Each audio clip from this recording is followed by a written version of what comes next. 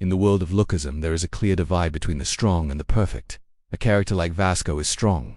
He breaks things with force. But a character like UI Daniel is perfect. He breaks things with efficiency. He wastes no movement, his angles are mathematical, and his timing is absolute.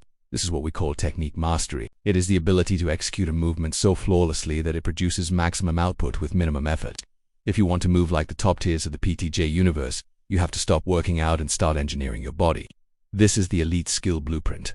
The first pillar of mastery is the kinetic chain bias. In Lookism, when a character throws a punch that cracks a wall, it isn't just arm strength, it is the summation of force. The science, power starts at the ground. It travels from the feet, spirals through the hips, rotates the spine, and finally snaps the fist. If any link in this chain is weak, the power leaks out. The adjustment. You must stop arm punching. To master technique, you must obsess over hip rotation. Your hip is the engine. The drill. Practice the wall press rotation. Stand with your lead shoulder against a wall. Try to throw a cross without your shoulder leaving the wall. You can't. To get power, you have to rip your rear hip forward. This forces your body to learn that rotation equals reach and power. The second pillar is grooving the neural pathway, repetition. Why is Gunpark's Aikido unstoppable? Because he has done it so many times that his nervous system has insulated the pathway with myelin. This makes the signal travel faster. This is the concept of greasing the groove.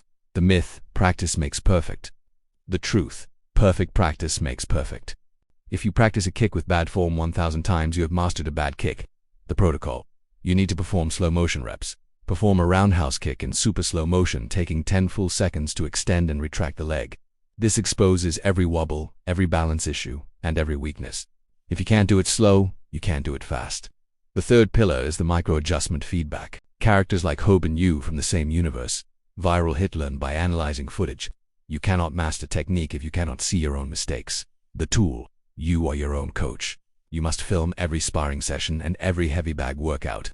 The analysis. Watch the footage. Look at your feet. Are you crossing them?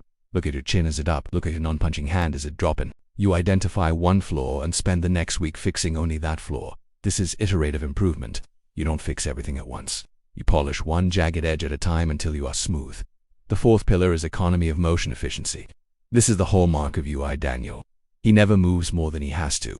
If an attack misses by an inch, that is good enough. The concept. Amateurs make big, wide movements because they feel powerful.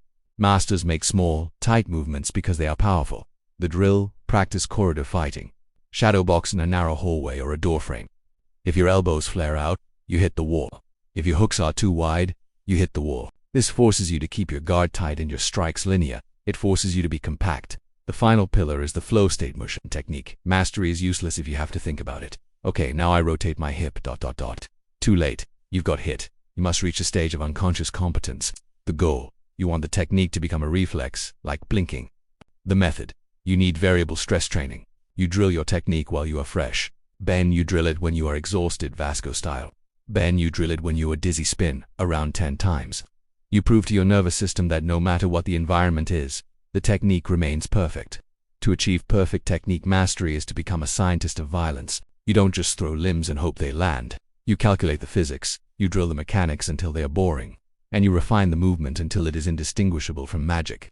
You build the machine piece by piece, so that when you finally turn it on, it runs without a single glitch. That is the path to the elite.